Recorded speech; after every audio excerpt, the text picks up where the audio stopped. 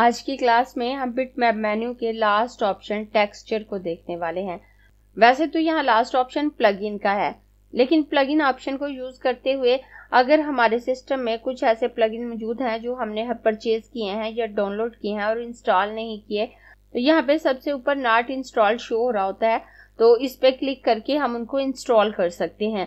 लेकिन अगर हम नए प्लगइन हासिल करना चाहते हैं तो हम गेट मोर पे क्लिक करेंगे। अगर मैं इस पे क्लिक करूं तो इस तरह का पेज आता है। तो यहाँ ये आपको कह रहे हैं कि आप कोरल कॉन्टेक्ट से फोटोज, क्लिप आर्ट और फॉन्ट हासिल कर सकते हैं सॉफ्टवेयर, डीवीडी की सूरत में या लोकल नेटवर्क और ऑनलाइन। इन तमाम फैसिलिटीज को अवेल करते हुए आप प्लगइन हासिल कर सकते हैं। आप प्लगइन डीवीडी के जरिए भी मंगवा सकते हैं, उसके अलावा ऑनलाइन भी मंगवा सकते हैं, लेकिन वो पेड होते हैं, आपको उसके लिए पैसे देने होते हैं।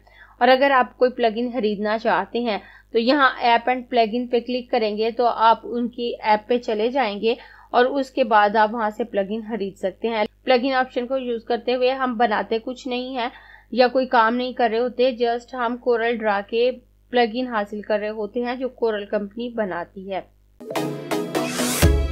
मैं हूं आपकी टीचर मुबीना बारी और आप देख रहे हैं effort for success.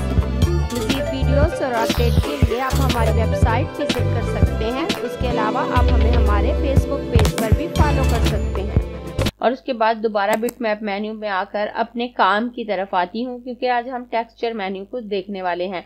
Texture menu में सबसे पहले जो हमारे पास ऑप्शन है वो कोबलस्टोन है। अगर मैं इस पे क्लिक करती हूँ तो मेरी इमेज पे कुछ इस तरह से इफेक्ट आएगा। यहाँ मैं प्रीव्यू विंडो ऑन कर देती हूँ तो अब आप देखें मेरी इमेज पे उस तरह से इफेक्ट आ रहा है जैसे स्टोन पे आ रहा होता है। अब यहाँ से अगर मैं इसके साइज को ज्यादा करूँ, ये इफेक्ट कुछ इस तरह से आ रहा होगा, और अगर मैं वापस साइज को कम करती हूँ तो ये इफेक्ट इस तरह से आएगा। यहाँ से साइज कम ज्यादा करके आप देख सकते हैं कि आपने इस इफेक्ट को कैसे यूज करना है। उसके बाद यहाँ पे रफनेस है, इस इफेक्ट के यूज होते हुए जो रफनेस हमारी इमेज में आ रही है, अगर आप उसको ज्यादा करना चाहते हैं तो यहाँ से कर सकते हैं। लेकिन जब आप रफनेस ज्यादा करते हैं तो इसमें नॉइस आने लगती है, ग्रेन सा टेक्सचर आने लगता है, और जो स्टोन टेक्सचर है वो थोड़ा सा छुपने लगता है, वो कम वाज़ेह होने लगता है। और अगर हम यहाँ से रफनेस कम करें तो हमारा स्टोन टेक्सचर ज्यादा वाज़ेह होकर हमारे पास आ रहा होता है। अब देखें जैसे मैंने रफनेस को 1 पे कर दिया तो अब हमारा इमेज बिल्कुल क्लीन है और यहाँ बिल्कुल ये इसी तरह से लुक दे रहा है जैसे ये स्टोन से बनी हुई इमेज है, किसी स्टोन पे बनी हुई है, जैसे टाइल्स वगैरह पे बनी हुई होती है। यहाँ से ग्राउंड विड्थ है, अगर मैं इसको ज्यादा करती हूँ तो हमारे इमेज पे ये जो इफेक्ट आ रहा है, ये जो ग्राउंड बन रहे हैं ज्यादा उभर कर सामने आएंगे और ज्यादा उभरे हुए लगेंगे। उसके बाद यहाँ पर लाइट डायरेक्शन है कि किस डायरेक्शन से लाइट पड़नी चाहिए हमारे इमेज में इस इफेक्ट को अप्लाई करते हुए। तो यहाँ से मैं इसकी डायरेक्शन चेंज कर सकती हूँ, उससे भी हमारे इमेज पे थोड़ा बहुत चेंजिंग आती है इस इफेक्ट के अप्लाई होने पे। तो यहाँ से आप डायरेक्शन चेंज कर सकते हैं। मैं वापस अपनी डायरेक्शन को ओरिजिनल फॉर्म में ले आती हूँ। उसके बाद यहाँ पे रैप है, अगर आप इस पे क्लिक करेंगे तो इफेक्ट में बहुत मामूली सा फर्क आता है, कुछ खास फर्क नहीं आता, या फिर आप यहाँ से चेक हटा सकते हैं और इस इफेक्ट को भी आप चाहें तो अप्लाई कर सकते हैं। मैं मजीद अपनी इमेज को थोड़ा सा जूम करूँ तो आप इस इफेक्ट को ज्यादा वाज़ेह देख सकते हैं, लेकिन जूम आउट करूँ तो कंप्लीट इमेज पे ये इफेक्ट कुछ इस तरह से आ रहा होगा। अगर आप इसको अप्लाई करना चाहते हैं तो कर सकते हैं, अदरवाइज कैंसिल कर दें। मैं कैंसिल कर देती हूँ। उसके बाद दोबारा बिटमैप मेन्यू में आकर टेक्सचर ऑप्शन पे आऊंगी और उसके बाद नेक्स्ट ऑप्शन हमारे पास एलिफेंट स्किन है। मैं इस पे क्लिक करूंगी और क्लिक करने के बाद आप डायरेक्ट भी इस प्रकार इफेक्ट यहाँ पे देख सकते हैं, या यहाँ से प्रीव्यू विंडो ऑन करके भी इसका प्रीव्यू देख सकते हैं। अगर आप प्रीव्यू विंडो ऑन करते हैं तो इफेक्ट का असर आपको ज्यादा वाज़ेह नजर आएगा। तो इसकी स्किन बिल्कुल ऐसे ही आ रही होती है जैसे कि एलिफेंट की स्किन होती है। अगर मैं थोड़ा बड़ा करके दिखाऊं तो आप इसके फेस पे ये चीज देख सकते हैं। उसके बाद यहाँ पे एज है, तो जैसे जैसे एलिफेंट की एज ज्यादा होती है ये रिंकल ज्यादा होने लगती है। तो इसलिए जैसे ही मैं इस एज को ज्यादा करूंगी आप देखें रिंकल ज्यादा डार्क और गहरी हो रही है, हमारा इफेक्ट ज्यादा डार्क होकर अप्लाई हो रहा है, ये आप देख सकते हैं यहाँ पे। उसके बाद यहाँ रैंडमाइज है, अगर मैं इस पे क्लिक करूं तो हर दफा क्लिक करने पे ये चेंज होंगी और ये रिंकल्स रैंडमाइज होने लगेंगी और इनमें चेंजिंग आने लगेगी। आप इसको भी चेंज करके देख सकते हैं। उसके बाद ये जो रिंकल्स आ रही हैं आप उसका कलर भी चेंज कर सकते हैं। लेकिन ये ब्लैक कलर में ही ज्यादा अच्छा इफेक्ट आ रहा होता है। लेकिन अगर आप कलर चेंज करना चाहें तो यहाँ क्लिक करके कर सकते हैं। अगर मैं इस कलर को ब्लू करती हूँ तो आप देखें हमारी इमेज पे ब्लू कलर आ रहा है, लेकिन ब्लू कलर में ये ज्यादा नेचुरल नहीं लग रहा, ज्यादा अच्छा नहीं लग रहा।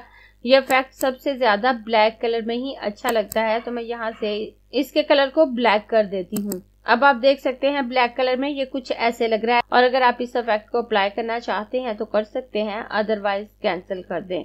उसके बाद मैं अपने नेक्स्ट पेज पे आ जाती हूँ। मैं इस इमेज को सिलेक्ट करूंगी और दोबारा बिटमैप मेन्यू में आकर टेक्सचर ऑप्शन पे आऊँ तो नेक्स्ट ऑप्शन इचिंग का है। अगर मैं इस पे क्लिक करती हूँ तो हमारी इमेज पे कुछ इस तरह से इफेक्ट आ रहा होता है। जैसे सीमेंट में कोई चीज खोद कर बनाई जाती है, ये उस तरह से इफेक्ट आ रहा होता है। अगर मैं इसकी डिटेल को ज्यादा करूं तो इसकी डिटेल ज्यादा वाज़िया होने लगती है और इसकी कंप्लीट डिटेल हमारे पास आती है। और अगर मैं इसकी डेप्थ को ज्यादा करूं तो आप देख सकते हैं ये इफेक्ट कुछ इस तरह से आ रहा होता है।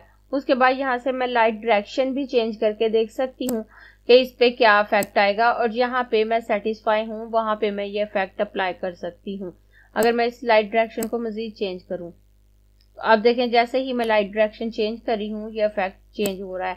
तो यहाँ से भी मैं लाइट डायरेक्शन चेंज करके देख सकती हूँ मेरा इफेक्ट कहाँ पे ज्यादा अच्छा लगेगा।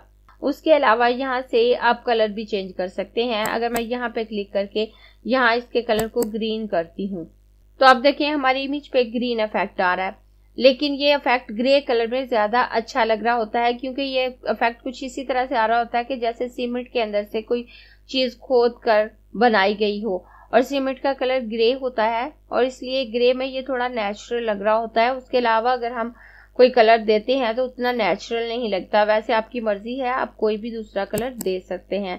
मैं वापस इसको ग्रे कलर दे देती हूँ। और यहाँ से सेटिंग करने के बाद अगर आप इस इफेक्ट को अप्लाई करना चाहते हैं तो ओके कर दें।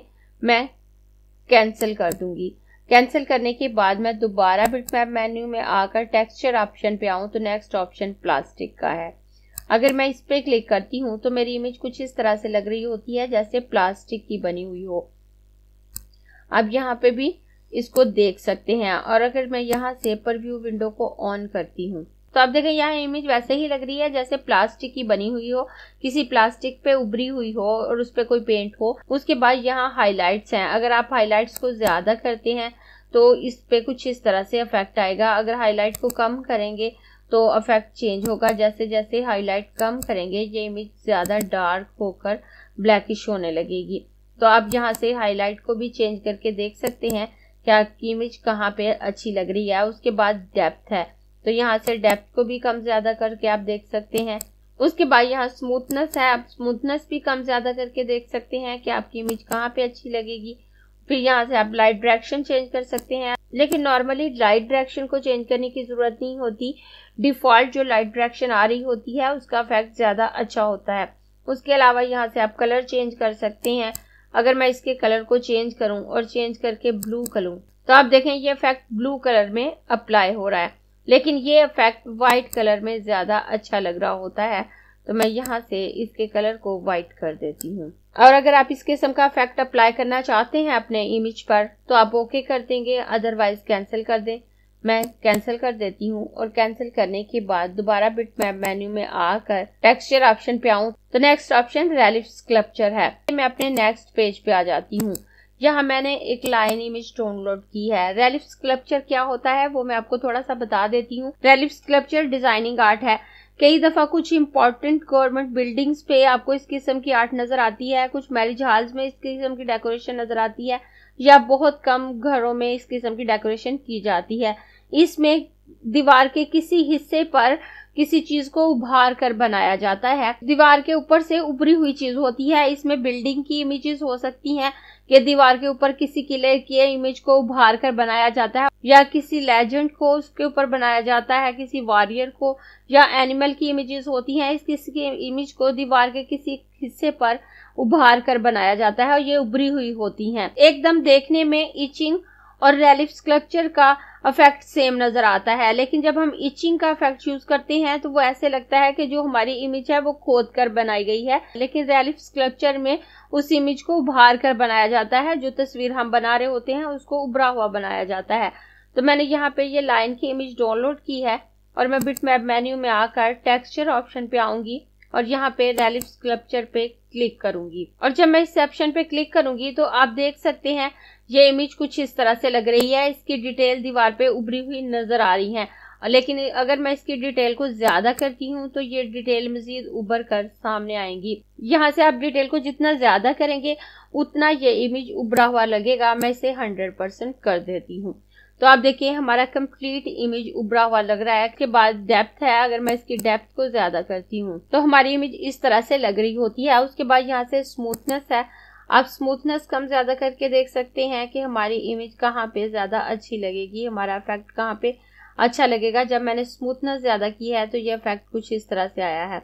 मैं स्मूथनेस को थोड़ा सा कम कर दूंगी। उसके बाद यहाँ पे लाइट डायरेक्शन है, आप लाइट डायरेक्शन को भी चेंज कर सकते हैं। मैं यहाँ से लाइट डायरेक्शन को वापस थोड़ा सा चेंज कर देती हूँ। और उसके बाद यहाँ सरफेस कलर है, और यहाँ से अगर हम कलर चेंज करना चाहते हैं कि हमारी सरफेस ग्रे की बजाय किसी कलर में नजर आए तो कर सकते हैं। मैं यहाँ से थोड़ा सा गोल्डन सा कलर सिलेक्ट करूंगी तो आप देखिए हमारा इफेक्ट कुछ इस तरह से आ रहा है। और अगर आप इस इफेक्ट से सेटिस्फाई हैं तो आप इसको ओके कर दें। और इस तरह का आर्ट वर्क डेकोरेशन पर्पस से यूज किया जाता है। अगर आप किसी इमेज पे इस तरह से इफेक्ट देना चाहते हैं तो इजीली दे सकते हैं, आपको इसके लिए बहुत ज्यादा मेहनत नहीं करना पड़ती। उसके बाद मैं अपने फर्स्ट पेज पे आ जाती हूँ और इस इमेज को सिलेक्ट करूंगी। सिलेक्ट करने के बाद बिटमैप मेन्यू में आकर टेक्सचर ऑप्शन पे आऊं तो यहाँ पे लास्ट ऑप्शन स्टोन का है।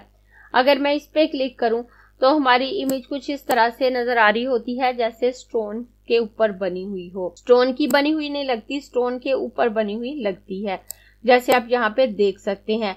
यहाँ से मैं इसकी रफनेस ज्यादा कर सकती हूँ या कम कर सकती हूँ और देख सकती हूँ क्या इफेक्ट आएगा। डिटेल यहाँ पे ऑलरेडी 100% है। जब डिटेल 100% होती है तो आपका इफेक्ट थोड़ा ज्यादा अप्लाई हो रहा होता है, लेकिन जब आप डिटेल कम करेंगे तो आपका इफेक्ट जो अप्लाई हो रहा है वो कम होगा। तो मैं यहाँ पर डिटेल वापस 100% कर देती हूँ। उसके बाद यहाँ पे स्टाइल है, तो आप स्टाइल सिलेक्ट कर सकते हैं कि आपने इस इफेक्ट को किस स्टाइल में अप्लाई करना है।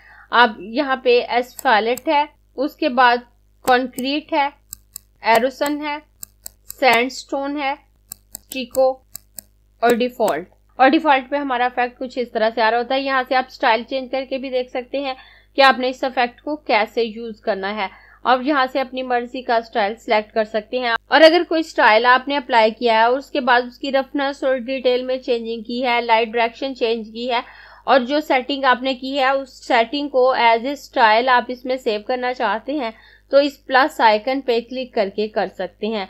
और अगर यहाँ पे जो स्टाइल सेव है उनमें से किसी स्टाइल को डिलीट करना चाहते हैं तो उस स्टाइल को सिलेक्ट करके माइनस आइकन पे क्लिक करेंगे तो वो डिलीट हो जाएगा। अगर तो मेरी बिटमैप मेन्यू के पिछले तमाम वीडियोस को आप फॉलो करते हुए यहाँ पे आए हैं तो आप इस ऑप्शन को सीख चुके होंगे।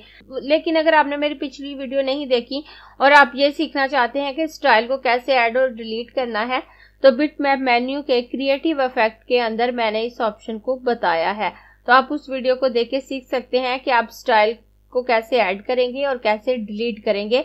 और जहाँ पे भी ये ऑप्शन आता है वो सेम एक ही प्रोसेस से यूज होता है। उसके बाद यहाँ पे लाइट डायरेक्शन है, अगर आप चेंज करना चाहें तो कर सकते हैं। और यहाँ पे इन्वर्ट पे क्लिक करते हैं तो आपका इफेक्ट इन्वर्ट हो जाएगा। अगर आप इस पे से चेक हटाते हैं तो इसमें बहुत मामूली सी चेंजिंग आती है।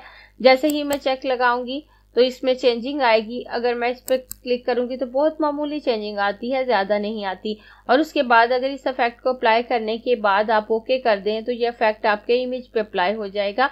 और अगर आप अप्लाई नहीं करना चाहते तो आप कैंसिल कर सकते हैं या इस क्रॉस के निशान पे क्लिक करके इसको खत्म कर सकते हैं। और इसके साथ ही हमारा बिटमैप मेन्यू खत्म हो जाता है। और इसके बाद की दो मेन्यूज टेक्स्ट और टेबल को हम टेक्स्ट टूल के बाद की वीडियोस में देख चुके हैं और उसके बाद अपनी नेक्स्ट क्लास से हम टूल मेन्यू को शुरू करेंगे।